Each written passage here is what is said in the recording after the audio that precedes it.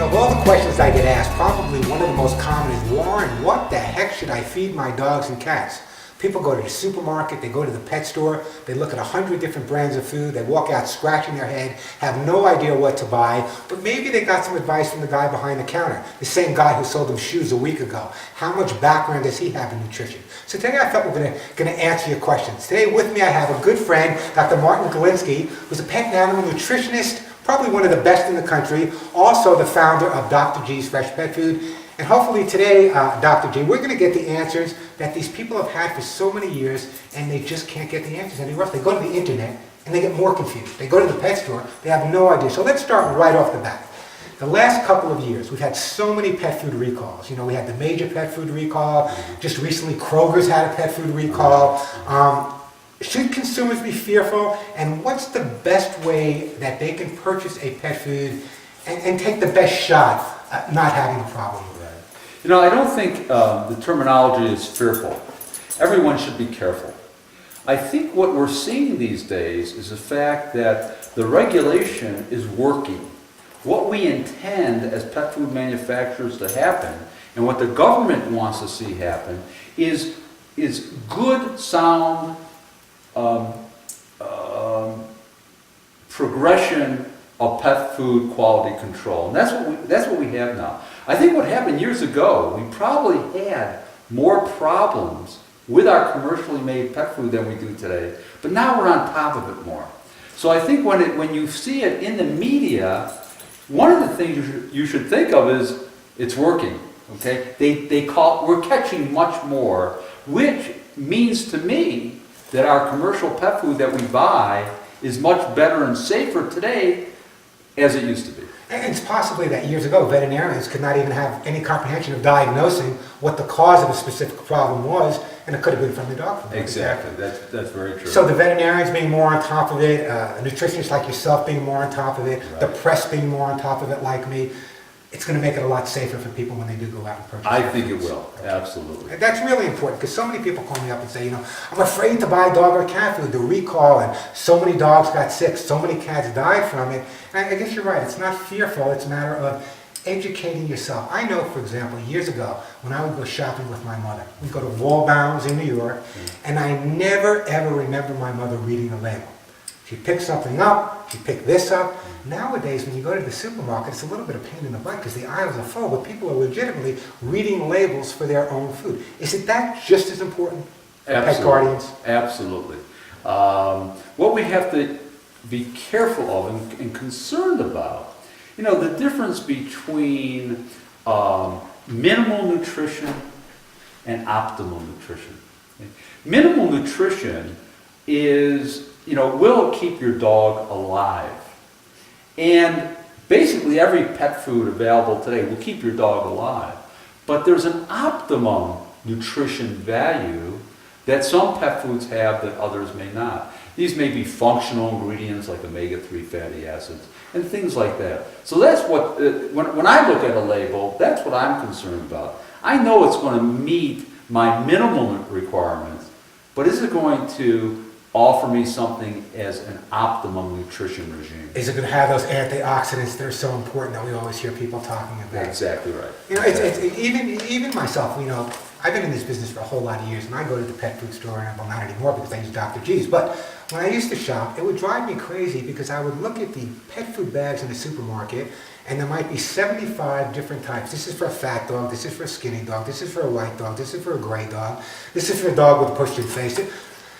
How many different types of foods do dogs eat in the wild? And my question to you is, why are there so many? I know with Dr. G's, you have a dog food and you have a cat food. Is it marketing, or is puppy food really important, or senior food really important for those people that have those pets? Warren, you hit on such an important subject. This is a marketing concept.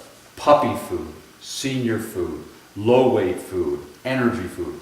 This is all marketing for pet food companies to get more product on the retail shelf. And it was years ago that a major pet food company, who had a large share of the adult market, said, how can we get dogs on our product sooner and at the same time encourage shelf space? they came out with a puppy food. And they convinced the American public and the world public that our pets, kittens, puppies, need their own special food. And the concept really when you think about it, emotionally it makes sense. Nutritionally it doesn't. The number one nutrient that's in greatest supply for kittens and puppies is energy. They get more energy from eating more per unit of body weight. For instance, if you were to take a 10-pound puppy and a 10-pound adult dog, their nutrient requirements are much different. The puppy and the kitten have to eat more to meet their energy needs. At the same time, their ingestion of all the other nutrients are increased because they're eating more. They're eating more. Exactly. You don't need a special diet. You just need a good diet that supplies good nutrients. You know, it's so interesting that you said that, because years ago, if you went to the supermarkets to buy a pet food, the two biggest aisles at any supermarket were cereal, Wheaties, Right. but the same people that manufactured the Wheaties and the same people that manufactured the cornflakes are the same people that owned the pet food companies that were back then. So their marketing that they used to get the store shelves full of all of the different Raisin Bran, half Raisin Bran, part Raisin Bran. So they basically realized that the more brands they have, the more supermarket or pet food store space they're going to have, which means that it doesn't make any difference if they don't buy this one because they also own this one and this one and this one. Exactly. Is that what we're seeing? That's exactly right. And even to take it one step further, it also keeps other manufacturers, smaller guys, maybe like myself, that at the time may have wanted to come out with a high quality diet.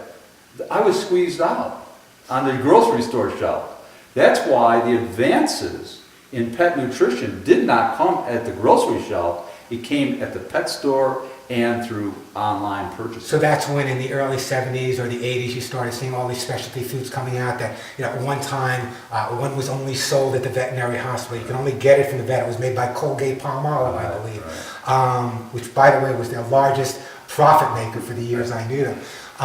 So that's when you started seeing every one of these new brands coming out. But it's kind of scared me at the same time, because when I started seeing these new brands, I go back to the days of Kennel Biscuit, the blue bag, the big blue bag. Sure. When I started seeing all these new names coming out, the Eukanuba's, the Iams, the Cornucopias, and all these foods, I always had to question myself. First of all, they're small companies. Second of all, they may not be run by someone like yourself who's a nutritionist that really makes sure everything's in there.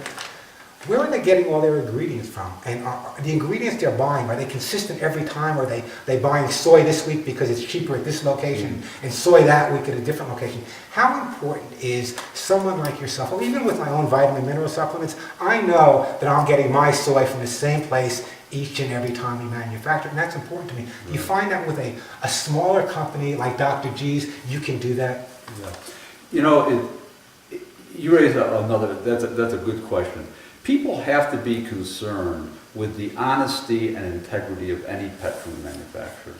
And sometimes when you think about someone like a Ralston Purina, that's a big company, in one aspect, they can't take chances, because if they were to get caught in a negative situation, it could destroy, or at least have a negative effect on their whole company. Whereas some smaller manufacturers, they're out of this raw material, well, maybe we can substitute this. I was involved in some of that. And because I own my own manufacturing company, often specialty raw materials would be in short supply. Well, we'd go back to the marketer and says, gee, we can't make your product this week. We're out of so-and-so. And they would say, well, can't you substitute it with something? You really want to do that? We won't do it. We just won't do it. You have to go to someone else. But someone else will do it. That's the problem. You Someone may else will say do it. no, but there's always someone out there that's going to say, you know what? Yeah. May not be good for the dog, but it's good for business, and that always scares me. Right. There's so many people I meet in the pet industry, from pet food manufacturers like yourself to toy manufacturers, and there are people that are so ethical like yourself that I feed my dog Dr. G's, you feed your dog Dr. G's, but there are so many people that I've met over the years that will give their dog something else, but have no problem selling a product that they feel is inferior for their dog to the rest of the public. Yeah, exactly. I remember years ago I was doing a story on rawhide. And I don't know how you feel about rawhide, but the only rawhide I use on my dogs is American-made rawhide.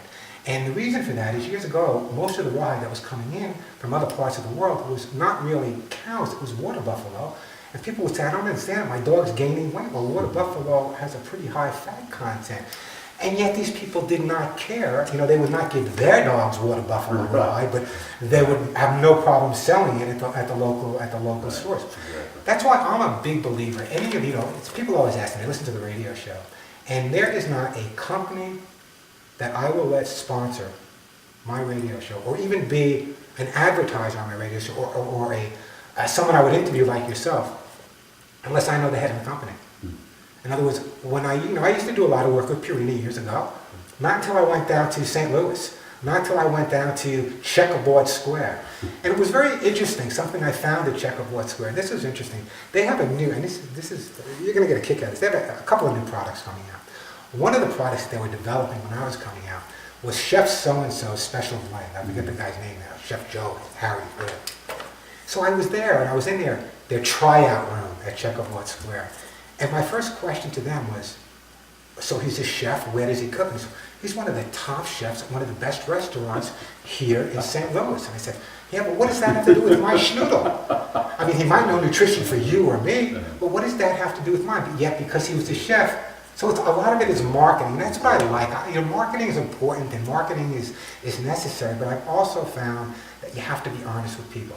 Because when you start on a dog food, I'm a firm believer that a dog should be on pretty much the same food. You know, throwing the little treats here, the carrots here, whatever.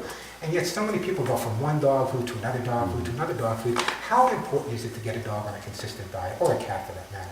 I've always believed in that theory also. I think it's very important. Even how you handle raw materials, etc., has an effect on the digestibility, on the cook, things like that. Certainly if you're going to change raw materials, you know, the animal system is even more sensitive than ours. And what's interesting is, you know, we can tell right away if there's a digestive problem with the dog. What's their stool condition? Exactly. You know, there it is right in front of you. And since a great majority of us pick up after our dogs, we get a first-hand view of what's going on. No pun intended, a first-hand view, exactly. Exactly. But, you know, I'm one of millions of people who really judge their animal's health on a day-to-day basis on their stool condition. You know, one of the other questions I've been asked an awful lot lately is about raw diets. Now, I don't know about your thoughts on raw diets. My thoughts are this, okay? In the wild, we ate raw food years ago before we started walking upright. That's a whole different ballgame. But nowadays, environmental conditions, I have heard from so many veterinarians that I deal with, and I deal with hundreds of veterinarians every week about raw food diets and the problems with the bone getting caught, or the problem with the meat being rancid, and even if it's fresh. What are you? I'm not a big fan of raw food diets in general. What about yourself? As a nutritionist, what would you recommend? If I were to come to you and say, listen, Dr. G, I want to start feeding my dog raw food, what would you say to me? I would say I think you're making a huge mistake. First of all, 30 to 40% of the chicken that we buy at the grocery store is contaminated with salmonella. Really? 30 to 40%. The chicken we eat. We eat. Everyone knows that. You go do an analysis, you're going to find it. It's not a problem because we cook our food. Now, what if the same material, you're taking it in a raw state and feeding it to your dog? He's ingesting, or your cat, ingesting salmonella, which could be a very bad thing. There's many different strains of salmonella, some worse than others. I'm not taking the chance with my dog, just like I wouldn't take the chance with my family. I won't do it. And at the same time, you're relying, you know, I have 30 years experience in this area. I have my academic credentials. I know what it takes to formulate an optimally nutritious Well, weren't you diet. involved with formulating some of the first all-natural food diets? Not only all natural, we did the first holistic. We're the first ones to take basically fresh meats and fresh vegetables, and we cooked them, and then we added them as a slurry, as a soup, into dry dog food. We were the first ones to do that. And you know, I'm proud to say that I have my name on many, many brands of dog foods that are being sold today. And much, you know, as much as the concern of raw diets, and again, it has, emotionally, it has an interesting sound to it. People can grab onto that concept. Well, wild canines, you know, they went out and obviously hunted their food and ate what was right there. But when they ate, that was pretty fresh material when you think about Kill it and eat it. Kill it and eat it. That's it. Yeah, exactly right.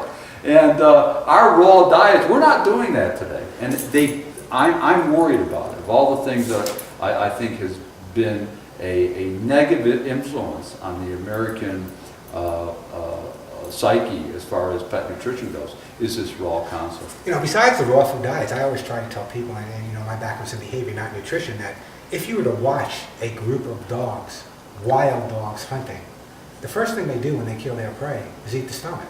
What's in the stomach? The grains and all the other things that are important for their system. So Exactly. just giving meat, unless you really, you know, it's like people will say to me, can I make my dog a vegetarian? That's going to be my next question. I get that an awful lot. A lot of listeners to the Pet Show, a lot of animal lovers, are vegetarians or vegans. And that's a great thing. I was a vegan for many, many, many years myself. My question has always been, should a person who is a vegetarian try to feed a vegetarian diet to their dog? And I understand, correct me if I'm wrong, I understand it's a little bit easier to have a vegetarian diet for a dog because they're omnivores, yet cats being carnivores, it can be pretty sickly for a cat to be on an all-vegetarian diet. What do you say to people that say, listen, I'm a vegetarian and therefore my dog should be a vegetarian? My response has always been this: whether I was a vegetarian or not, or a vegan or not, my dog never came up to me and felt guilty because he was eating meat. Okay, that's what they eat naturally. That's what they need. So, would you agree with me that it can be done, but from a health point, that you'd be a lot better off giving a well-balanced diet like the Dr. G's, which has, you know, the meat, the chicken, the protein, and everything in it? Well, you know, on a scientific basis, it can be done. And there's a key phrase that I've used when I lecture all over the world, and it's animals need nutrients, not ingredients. Interesting. Ingredients supply nutrients. And what I say is, no matter what ingredients you use, as long as they're safe, as long as they're digestible, as long as they're palatable, and they can supply some nutrition, we can add a combination of ingredients and hopefully come out with a diet, with a product that meets all the nutritional requirements of the animal. It's much more difficult in the case of dogs and cats to do this as it is our own diets. And you hit a good point too, because cats have a higher need for high quality protein as opposed to dogs. They need a higher level. It's certainly easier and more economical to meet their requirements with a good source of meat. Meat byproducts, or you know, something that is part of the human food chain, and these are byproducts. Which I'm just going to mention one quick thing. Another very emotional issue, and you see this on a lot of dog food or pet food packaging: no byproducts. But you know, that's a misnomer. Okay? What people are actually saying is, and I wish they would correct it, is we only use high quality animal protein. Byproducts, by the very nature of the terminology, it's what's left over after the human food chain takes the best material. It's not saying that a byproduct is bad. It goes through the same USDA approved meat handling facility. It's handled the same way as human food, but it's just normally not consumed by humans. But basically it is a byproduct. People don't like that terminology, but byproducts are okay when it comes to nutrition. Okay? And that's what we're talking about. Getting back to your question about vegetarian diets, I can formulate a diet that meets all the nutritional requirements for dogs or cats using non-meat sources. It's a little more difficult. I may have to go to a synthetic amino acid, which proteins are made up of amino acids, to make sure I get the correct balance. I know you're not a big fan of the word synthetic. Yeah, see, I'm not. That's just it. And therefore, again, if you're a vegan or a vegetarian yourself, and you feel that fits in your lifestyle, there is the possibility of feeding a vegetarian diet. Now, I remember years ago, the big thing with dog breeders back then, and even rescue groups, was they were buying dog food, and the pitch the dog food companies would give them is, well, you can feed your dogs less, and therefore you'll have less stool. And my feeling as a behaviorist has always been this: I can probably say, listen, Dr. G, here's what I want you to do. I want you to make me a pill about this big with all the nutrition my dog needs in it once a day. Mm-hmm. You can do it. Mhm. I'm sure you can do it. Mhm. But if my dog's belly is empty, if my dog is hungry, from a behavioral standpoint, there's going to be a lot of problems. So when I started seeing, and I'm talking about probably in the 70s, when I started seeing these companies coming out, I'm not going to mention names, with feed your dog less dog poop to clean up, sounded really, really great. From my perspective, a poop scoop is a poop scoop. A half a pound of poop is no more than 3/4 of a pound of poop. But I never could quite understand from a behavioral standpoint. I know that children that are hungry are much more apt to have deviant behavior than children that have a full belly. As an animal behaviorist, I know that dogs that are fed, I'm always a big fan. I feed my dogs a minimum of 3 times a day. Not everyone can do that. I always recommend a minimum of twice a day. The reason for that is I feel that if the belly is full, the dog's going to be calmer, the cat's going to be calmer, and just feel better about themselves.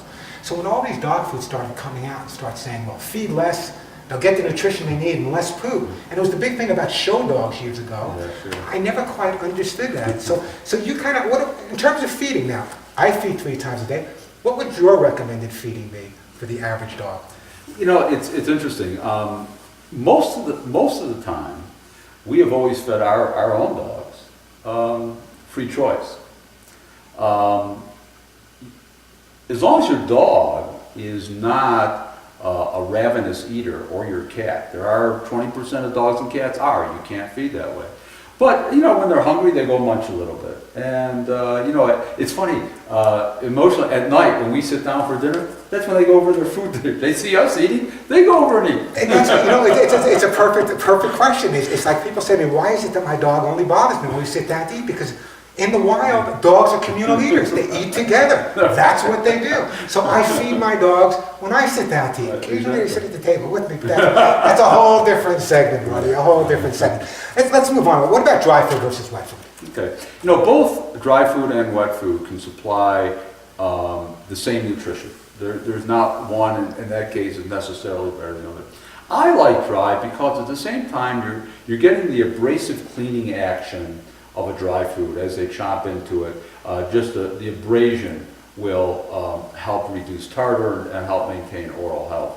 That's about the only reason. Many people, you know, will combine dry and canned, which is fine to do. No problem. I always tell people 3 parts dry to 1 part canned. That always just Perfect. in the back of my head. Perfect. It's a perfect way to do it. Especially if your dog or cat is a more finicky eater. I have friends who actually feed Dr. G's for about 90% of their cat's nutrition, but he'll take a spoonful almost as a treat.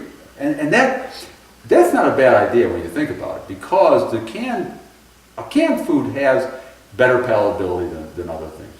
And because it's cooked in the can, you really don't have to add preservatives. It's cooked. It's called a retort process. And it's sealed, right? It's sealed. It's sealed then cooked. So anything in there is pasteurized. And you know right away, if it isn't pasteurized, the can will actually blow up. I've seen cans blow up. So you know you're getting a safe material. So often people actually feed this, a tablespoon or teaspoon of canned food for actually a treat. You know, it's interesting. When I get, lots of times I'll have someone who'll call me up and they have an older cat or an older dog. And the cat had a great appetite its whole life. Now it's 16 years old.